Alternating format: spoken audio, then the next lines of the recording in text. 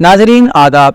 मौलहा 20 मार्च 2024 मुताबिक 9 रमज़ान मुबारक 1445 हिजरी के Avadhnama vice addition में आपका खैर मकदम है। पेश खिदमत है अवधनामा में शायद खास खबरों की तलखीस। सुप्रीम कोर्ट ने CAA से मुताल्लिक दाखिल अर्जियों पर 19 मार्च को समाअत की और फिर इस मामले में मरकज की मोदी हुकूमत को नोटिस जारी कर 3 हफ्ते के अंदर जवाब तलब किया। साथ ही इस मामले में आइंदा समाअत के लिए 9 अप्रैल की तारीख भी मुकर्रर की है। लेकिन सुप्रीम कोर्ट ने CAA पर स्टे लगाए जाने से मुताल्लिक अर्जी दहिंदगान का मुतालबा मंजूर नहीं किया।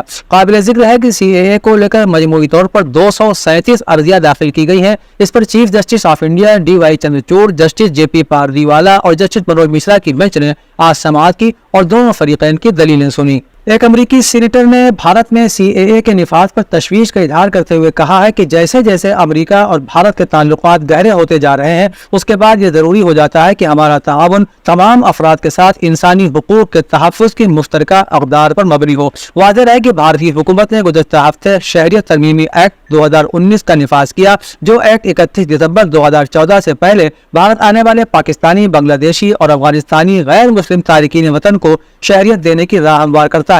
जबकि हुकूमत हिंद ने यह भी कहा है कि भारतीय मुसलमानों को फिक्र करने की जरूरत नहीं है, क्योंकि CAA उनकी शहरियत पर असरअंदाज नहीं होगा। इलेक्टोरल बॉन्ड का मामला मंजर आम पर आने के बाद हर जानिब से मोदी हुकूमत पर तनकीदें हो रही हैं। इस सिलसिले में समाजवादी पार्टी के सरबराह अखिलेश यादव ने भी BJP और जांच एजेंसियों पर सवाल उठाए हैं। उन्होंने कहा है कि ED और CBI पहुंची, बाद में BJP को चंदा मिला और फिर मामला ठंडा हो गया। अब कलई खुल चुकी है। समाजवादी पार्टी के सदर ने कहा कि अब तो अखबारात में भी ये बात आ गई है कि किसके यहाँ कब ED और CBI पहुंची और बाद में चंदा मिला और फिर मामला ठंडा हो गया। साबिक वजीर आला ने कहा कि हम इसे डरा धमका कर वसूली मानते हैं। BJP वाले इस पर क्या जवाब देंगे? अब तो हकीकत खुलकर सामने आ चुकी है। फहरिस्त भी आ चुकी है कि किससे कितनी रकम की वसूली हुई। ये किस कानून में लिखा है कि आप वसूली करें? सुप्रीम कोर्ट ने मथुरा के शाही ईदगाह मस्जिद तनाज़े में मस्जिद कमेटी की उस अर्जी को मुस्तरद कर दिया जिसमें इलाहाबाद हाई कोर्ट के हुक्म को चैलेंज किया गया था। अर्जी में इलाहाबाद हाई कोर्ट के उस हुक्म को चैलेंज किया गया है। सुप्रीम कोर्ट ने मथुरा के शाही ईदगाह मस्जिद तनाज़े में मस्जिद कमेटी की उस अर्जी को मुस्तरद कर दिया जिसमें इलाहाबाद हाई कोर्ट के हुक्म को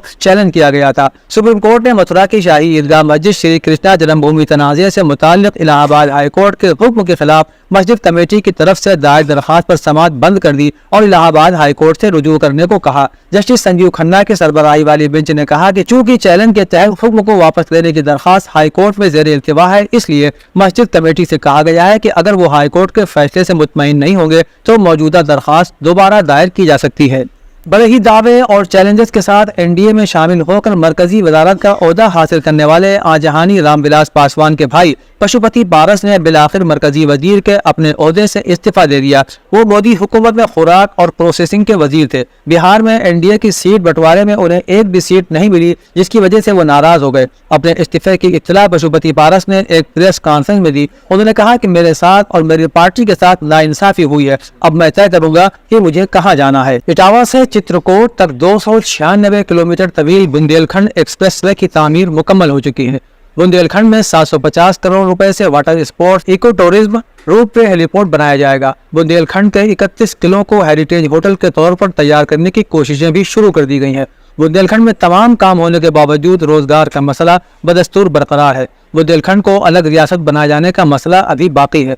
जब मुल्क आज़ाद हुआ था, छोटी रियासतों को हिंदुस्तान में जम करने का काम उस वक्त के वज़ीर आज़म जवाहरलाल नेहरू और सरदार पटेल ने किया था। उस वक्त बुंदेलखंड की 35 मकामी शाही रियासतों ने एक तहरीरी मुआहदे पर दस्तखत किए थे, जिसमें ज़बान और बोली की बुनियाद पर रियासत बनाने की तजवीज़ पेश की गई थी, लेकिन इस सिलसिले में अब तक कोई पेशरफ्त नहीं हो सकी है। कांग्रेस के रियासती सदर अजय राय ने कहा है कि मंदिरों को सालाना भत्ते के बारे में इलाहाबाद हाई कोर्ट का तशवीश जाहिर करना उत्तर प्रदेश हुकूमत की मंदिरों को लेकर तरीक़ेकार पर सवाल खड़े करता है।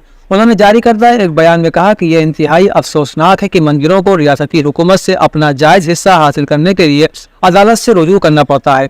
उन्होंने कहा कि ठाकुर रंगजी महाराज विराजमान मंदिर मथुरा को 1 जनवरी 2020 से उनका सालाना अलाउंस जो UP land Lord abolition and land reforms act 1950 के सेक्शन 99 के तहत मुकर्रर है, नहीं मिल रहा है। इतना ही नहीं, उनके साथ साथ वृंदावन के दीगर 8 मंदिरों को भी सालाना भत्ता नहीं दिया जा रहा है। اسلامک سینٹر آف انڈیا کی رمضان المبارک help line what's app chat board کا افتتاح آج مولانا قاری رشید سرنگی بیلی نے کیا۔ اس موقع پر انہوں نے کہا کہ اسلامک سینٹر نے 2001 میں رمضان ہیلپ لائن کی شروعات کی تھی، جو نہ صرف ہندوستان بلکہ پوری دنیا کی ایسی واحد ہیلپ لائن ہے جس پر موبائل واٹس ایپ مین کے ذریعے سے لوگ رمضان، روزہ نماز، زکوٰۃ، حج، اعتکاف اور دیگر مذہبی سوالات پوچھتے ہیں اور علماء کے ذریعے ان کو تسلی بخش جوابات دیے جاتے ہیں۔ مولانا نے کہا کہ رمضان المبارک میں اس چیٹ بورڈ کے آغاز کا مقصد یہ بھی ہے کہ سائنسدانوں کی خدمات لے کر انسانیت کو فائدہ پہنچایا جا سکے۔ یو پی کے چیف الیکٹورل آفیسر نودیپ رنوا نے راجدھانی کے اپنے دفتر میں تسلیم شدہ تمام سیاسی جماعتوں کے نمائندوں کے ساتھ میٹنگ کی۔ اس میں الیکشن کمیشن آف انڈیا کے رہنما خطوط کے بارے میں تفصیلی جانکاری دی گئی۔ چیف الیکٹورل آفیسر نے سیاسی جماعتوں کے نمائندوں کو بتایا کہ ریاست کے اسمبلی انتخابات کے لیے زیادہ سے زیادہ حد 40 لاکھ روپے اور لوک سبھا انتخابات کے لیے زیادہ سے زیادہ حد 95 لاکھ روپے مقرر کی گئی ہے۔ انہوں نے بتایا کہ امیدوار کے لیے 10,000 روپے سے زائد کی تمام رسیدیں اور ادائیگی بینک کے ذریعے کرنا ضروری ہے۔ امیدوار کو اپنے انتخابی اخراجات کا صحیح حساب کتاب رکھنا چاہیے۔ انہوں نے بتایا کہ ایم سی سیاسی اشتہارات کی پری سرٹیفکیشن فیڈ نیوز کی نگرانی اور رپورٹنگ کی نگرانی کرے گی۔ سماجوادی پارٹی نے الیکشن کمیشن سے مین پوری میں منصفانہ انتخابات کرانے کے لیے وہاں کے ڈی ایم، ایس پی سمیت کئی عہدیداروں کو ہٹانے کا مطالبہ کیا ہے۔ پارٹی صدر اکھلیش یادو کی ہدایت پر ریاستی صدر نریش اتم پٹیل نے ریاست کے چیف الیکٹورل آفیسر کو اس بابت تفصیلی خط لکھا ہے۔ آپ کو بتا دیں کہ ڈمپل یادو مین پوری سے سماجوادی پارٹی کو امیدوار ہیں۔ سماجوادی پارٹی نے مین پوری میں تعینات کئی افسران پر بی جے پی کے ایجنٹ کے طور پر کام کرنے کا الزام لگاتے ہوئے انہیں وہاں سے ہٹائے جانے کا مطالبہ کیا ہے۔ اودھنامہ کے جہانما صفحے کے مطابق جنوبی غزہ کی پٹی کے شہر رفح پر حملہ کرنے کے بارے میں اسرائیلی وزیر اعظم بنیامین نتن یاہو کی جانب سے حال ہی میں ظاہر کیے گئے مضبوط عزائم کے بعد اس کے قریبی اتحادی امریکہ کے غصے کو جنم دے دیا ہے اور اب دونوں فریقوں نے بے گھر فلسطینیوں سے بھرے شہر پر حملہ کرنے کے متبادل طریقے تلاش کرنا شروع کر دیے ہیں۔ وائٹ ہاؤس نے آج اعلان کیا کہ ایک امریکی اور اسرائیلی ٹیم جلدی ہی واشنگٹن میں ملاقات کرے گی، جس میں حماس کے ارکان کو نشانہ بنانے اور رفح میں کوئی بڑا زمینی آپریشن کیے بغیر مصر کے ساتھ سرحد کو محفوظ بنانے کے متبادل طریقوں پر تبادلہ خیال کیا جائے گا۔ وائٹ ہاؤس کے مطابق امریکی صدر جو بائیڈن اور اسرائیلی وزیر اعظم بنیامین نتن یاہو نے کل سوموار کے روز ٹیلی فون پر بات کی۔ وائٹ ہاؤس نے ایک بیان میں کہا کہ صدر بائیڈن نے اسرائیلی وزیر اعظم بنیامین نتن یاہو سے اسرائیل اور غزہ میں ہونے والی تازہ ترین پیش رفت اور غزہ کے لیے انسانی امداد میں اضافے کی کوششوں پر بات چیت کی۔ دوسری جانب نتن یاہو نے کہا کہ اس جنگ میں ہمارا ٹارگٹ حماس کو ختم کرنا اور غزہ میں یرغمال بنائے گئے تمام لوگوں کو رہا کرانا ہے۔ اس کے علاوہ اس بات کو بھی یقینی بنانا ہے کہ دوبارہ غزہ اسرائیل کے لیے خطرہ نہ بنے۔ یمن کی وزارت خارجہ نے بحیرہ احمر میں مسلح افواج کی کارروائیوں کے بارے میں اقوام متحدہ کی سلامتی کونسل کے بیان کو مسترد کر دیا ہے۔ یمن کی وزارت خارجہ نے کہا کہ جب تک غزہ میں صہیونی حکومت کی فوجی جارحیت جاری رہے گی، اس وقت تک بحیرہ احمر میں اسرائیل مخالف یمنی فوجی کارروائیاں بھی جاری رہیں گی۔ یمنی وزارت خارجہ کے بیان میں کہا گیا ہے کہ نہایت شرمناک بات ہے کہ سلامتی کونسل غزہ کے بچوں اور عورتوں کے خلاف صہیونی دشمن کے تقریباً 200 دن سے روزانہ انجام دیے جانے والے قتل عام کی مذمت میں بیان تک جاری نہیں کر سکی ہے۔ یمن کی وزارت خارجہ نے کہا ہے کہ سلامتی کونسل کو چاہیے تھا کہ وہ امریکہ کو غاصب صہیونی حکومت کو ہتھیار فراہم کرنے سے روکتی کہ جس سے غزہ کے ہزاروں افراد کا قتل عام کیا جا رہا ہے۔ امریکی محکمہ خارجہ کے ترجمان ویدان پٹیل نے کہا ہے کہ رپورٹ کے مطابق پاکستان نے افغانستان میں فضائی حملے کیے ہیں۔ ڈان نیوز کے مطابق واشنگٹن میں ایک پریس بریفنگ کے دوران امریکی محکمہ خارجہ کے ترجمان نے کہا کہ پاکستان اور افغانستان پر زور دیتے ہیں کہ اختلافات کا حل نکالیں اور طالبان اس بات کو یقینی بنائے کہ افغانستان دوبارہ دہشت گردوں کی محفوظ پناہگاہ نہ بنے۔ امریکی عہدیدار نے کہا کہ رپورٹ کے مطابق پاکستان نے جواب میں افغانستان میں فضائی حملے کیے ہیں۔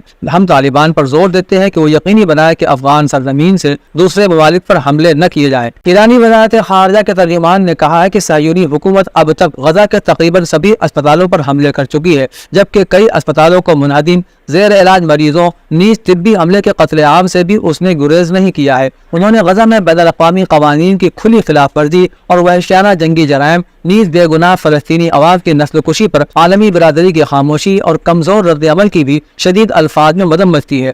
وزارت خارجہ کے ترجمان ناصر کنعانی نے غزہ میں غاصب صہیونی حکومت کو شکست خوردہ قرار دیا اور کہا کہ صہیونیوں کا اب کوئی مستقبل نہیں بچا ہے۔ اودھنامہ میں شائع مضامین کو مکمل طور پر پڑھنے کے لیے اودھنامہ کی ویب سائٹ www.avodhnama.com پر وزٹ کریں اور ای پیپر پر کلک کریں۔